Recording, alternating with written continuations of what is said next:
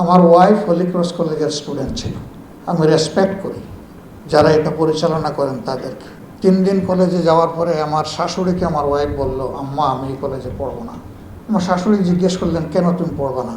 এটি তো ঢাকার বেস্ট কলেজ, যেখানে কেউ তদবির করে ঢুকতে পারে না, মেরিট তাকে তার জায়গায় পৌঁছে দেয়। তুমি মেরিটে চান্স পেয়ে সেখানে ভর্তি হলা, 3 দিন ক্লাস করলা, কি এমন সমস্যা 3 দিনে তোমার হয়ে গেল, এখানে তুমি পড়বে না? আমার ওয়াইফ বলল যে আমি ধর্মীয় অনুশাসন এখানে মানতে পারবো না বলে আমার আশঙ্কা হচ্ছে। আমার শাশুড়ি আর কোনো কথা না বলেই তার পরের দিন নিয়ে গেলেন প্রিন্সিপাল ম্যাডামের কাছে, গিয়ে বললেন যে আপা, আমি কৃতজ্ঞ আমার মেয়ে একটাকে এখানে আপনারা ভর্তি হওয়ার সুযোগ দিয়েছিলেন, কিন্তু যে কোনো কারণেই হোক মেয়ে এখানে থাকতে চাচ্ছে না, আপনি যদি দয়া করে একটা টিসি দিয়ে দেন। একটু তাদের হাতে খাবারের 2টো করে প্যাকেট দিলাম। জি না জি না, এগুলো আমাদের লাগবে না। আপনারা তো চাননি ভাই, আমি ভাইয়ের পরিচয় দিয়ে এখানে এসেছি, তো আমার একটু কর্তব্য আছে, এই জন্য হাতে সামান্য জিনিস নিয়ে এসেছি। বললো যে না, এগুলো আমাদের লাগবে না। আমি বললাম যে হ্যাঁ, একবার বলেছেন সিনেমার শুটিং, আর এবার বলেছেন অপমান করতে আসছি। দুনিয়ায় অনেক কিছুই ঘটে, খাবারেও তো কোনো কিছু থাকতে পারে। তো আমাকে বলে দেন যে কোন প্যাকেটটা থেকে আমি খাবো, একটু আমি চিমটি দিয়ে খাবো, তারপরে আপনারা দয়া করে নেবেন। এই বুদ্ধিমান একই লোক আবার বলতেছে যে না, তাইলে লাগবে না, দিয়ে দেন, আমরা নিয়ে নেব। এবার বাকি 4 জন কিন্তু কোনো কথা বলে নাই। এর মধ্যে থেকে একজন বলল, তাহলে আমরাও মানুষ। বললাম যে কেন এই কথা বললেন কেন? জি না, আমাদেরকে মানুষ গণ্য করে না, সুইপার বলে, মেথর বলে। আমাদের চেহারা দেখলে আমাদের থেকে দূরে সরে যায়। তা আমি খুব মাথাটা দুর্বল হয়ে গেল, একটু নিচুই হয়ে গেল। আমি নিচের দিকে মাথা দিয়ে আমার চোখ থেকে পানির ফুঁটা বের হয়ে গেল। আমি বললাম যে ওই সমস্ত ফিনফিনা সাদা কাপড়দারি আমার মতো ছোট লোকদের পক্ষ থেকে তোমাদের কাছে মাপ চাই। আমরা যে সমাজের এত বড় উপকারী বন্ধুকে মানুষ হিসাবে সম্মান দিতে পারলাম না, আমরাই প্রকৃত মূর্খ। ভাই ক্ষমা করে দিও।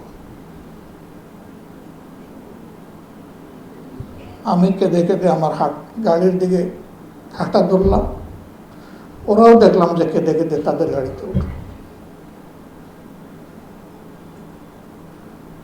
গাড়িতে বসে সঙ্গীদেরকে জিজ্ঞেস করলাম, কোনো শিক্ষা কি এখানে আমাদের জন্য আছে? তা আমার চিকিৎসক বন্ধুটি বললেন, অবশ্যই আছে। কি? বললো যে আমরা মানুষ হতে পারি।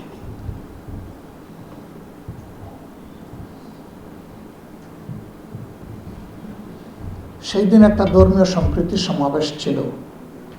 সেখানে হরিজন সম্প্রদায়ের একজন আমার হাত শক্ত করে ধরে বললেন, আমি হরিজন সম্প্রদায়ের মানুষ, একটা দিন কি আপনি আমাদের এলাকায় আসবেন? আমি বললাম যে আল্লাহ আমাকে হায়াত দিলে আমি আসব। আমরা সবাই মিলেই তো বাংলাদেশ। কত সম্পদশালী জ্ঞানী লোকেরা আদর করে দাওয়াত দেয়, বাসায় গেলে অনেক আয়োজন, খেতে পারি না, তারপরে জোর করে অফার করে। কিন্তু ওই মানুষগুলো সমাজের চাকা যারা চালু রাখে, তাদের ঘরে কি একদিন উঁকি দিয়ে দেখেছি তারা কিভাবে কি খায় আর কিভাবে থাকে? সে তো দেখার সময় আমাদের নেই, মানসিকতাও নেই। আমি মনে করি যে আগে আমাদেরকে মানুষ হতে হবে।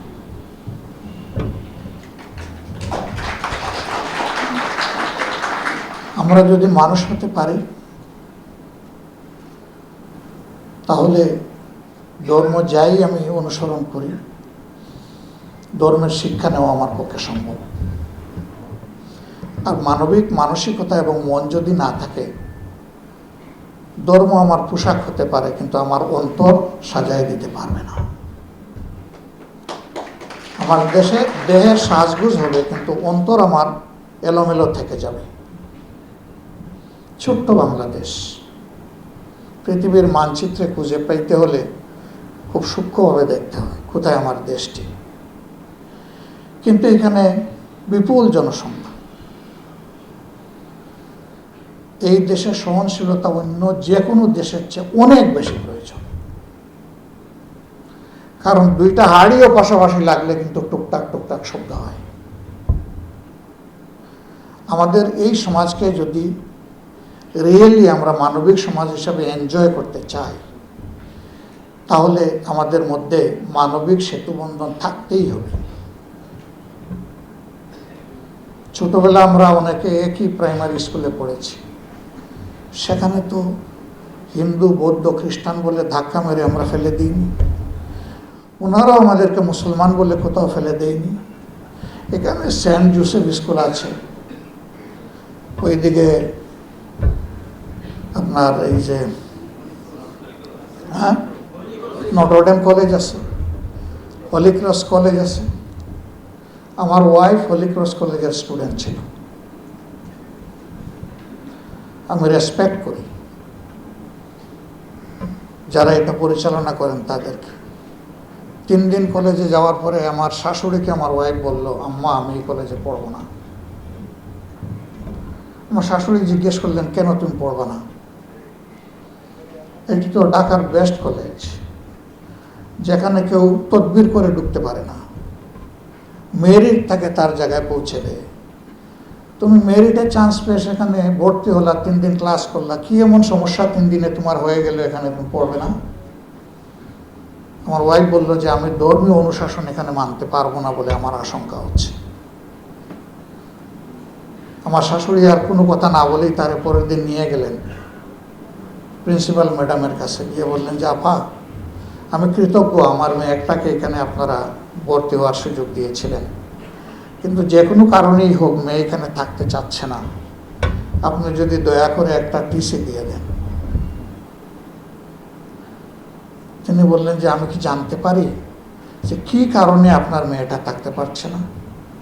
আমি কি একটু চেষ্টা করে দেখতে পারি যে মেয়েটা আশা করে এখানে ভর্তি হয়েছিল, সেই মেয়েটাই আমার ছাত্রী হয়ে এখানে তার ইন্টারমিডিয়েটের শিক্ষাটা লাভ করুন? ওনার এই মাদারলি সিনসিয়ার অ্যাপ্রোচে আমার শাশুড়ি খুবই আবেগ আপ্লুত হয়ে গেলেন। এটা তার বর্ণনা। তিনি বললেন যে আমি যে কথাগুলো বলবো আপা, এগুলো তো আপনার কাছে খারাপ লাগবে এবং বেমানান এই প্রতিষ্ঠানের জন্য। আমরাই ভুল করেছি, আগেই আমাদের এটা বোঝা উচিত ছিল। বললেন যে বলেন, তারপরে বলেন না, আমি একটু শুনি না।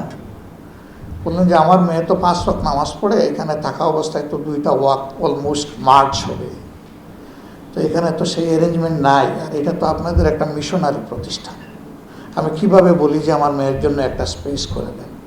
বললেন নেক্সট। বললেন যে তার একটা আমাদের ধর্মীয় ড্রেস কোড আছে, সেইটা ফলো করতে চায়, এটা সে স্কুল জমানা থেকেই ফলো করে, এখানে তো এটা চলবে না, আমি তো বুঝতেছি। তার বলে যে সে খাবার দাবারের ব্যাপারে একটু সতর্ক। তো উনি আর কোনো রিপ্লাই দিলেন না, না দিয়ে বললেন যে 1 সপ্তাহের জন্য আপনার মেয়ের ছুটি, 1 সপ্তাহ পরে মেয়েটাকে নিয়ে আসবেন, আমি আমার ডিসিশন জানাবো।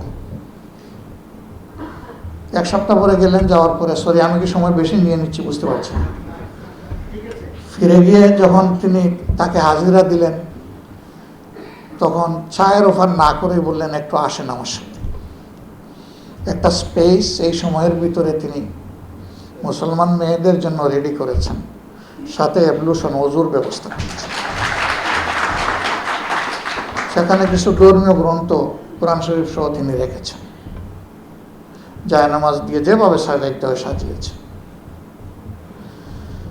ফিরে এসে বললেন যে বাকি 2টা সলিউশন করি রুমে বসে, আমার শুধু কালারটা আপনার মেয়ে ফলো করবে, ডিজাইন তার, এই কালারটা শুধু সে মেনটেন করবে। এরপরে খাবারের ব্যাপারে বললেন যে তার জন্য দুটি অপশন আমি ওপেন করে দিতে চাই। একটি হলো আমরা বাসা থেকে এখানে কোনো টিফিন এলাও করি না, সে যদি আনতে চায় এটা তার জন্য ডেজিগনেটেড, আর সে যদি স্পেশাল কোনো বেকারের কথা বলে আমরা ওখান থেকেই আনবো তার আইটেম, তার চয়েস অনুযায়ী। এখন আর আমার শাশুড়ির আর আমার স্ত্রীর বলার কি থাকে, সে তখনও স্ত্রী হয়নি, স্ত্রী হয়েছে পরে। আর কিছু থাকে? আমার শাশুড়ি বললেন যে আমার চোখ দিয়ে পানি আসছে, যে আমাদের কোনো মিশনারি প্রতিষ্ঠানে এরকম খ্রিস্টান কোনো মেয়ে যদি এসে এই কথাগুলো বলতো আমরা পারতাম কিনা আমাদের কোনো মাদ্রাসায়। আমি ইমপ্রেসড হয়ে গেলাম।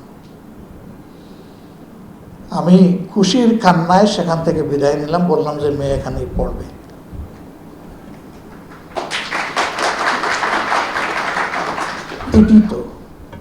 এটাই তো সহনশীলতা, এটাই তো সৌন্দর্য, এটাই তো হারমোনি। কেন আমরা পারবো না এই হারমোনি এস্টাবলিশ করতে? যদি একজন প্রিন্সিপাল ম্যাডাম করতে পারেন, আমরাও পারব। আমরা পারতে চাই, হারতে চাই না। হ্যাঁ, এটা ঠিক, যারা কথা বলেছেন অনেকে কষ্টের কথা এক্সপ্রেস করেছেন, একটাও বানাওয়াট না, সবগুলো জেনুইন। তবে মূল দায়িত্ব রাষ্ট্র কাঠামোয় যারা আছেন তাদের। আমরা তাদেরকে সম্মান করা এবং সহযোগিতা করার দায়িত্ব। যেহেতু আমি একটি দলের প্রতিনিধিত্ব করি, আমি এতটুকু বলতে পারি যে মহান আল্লাহ যদি আমাদেরকে সুযোগ দেন জাতির সেবা করার, আমরা চেষ্টা করব সব ধর্মকে নিয়েই বাংলাদেশকে একটা ফুলের বাগান হিসাবে। আপনারা দোয়া করবেন। সবাইকে ধন্যবাদ। changetv.press, এক ফোঁটা হলুদও নেই।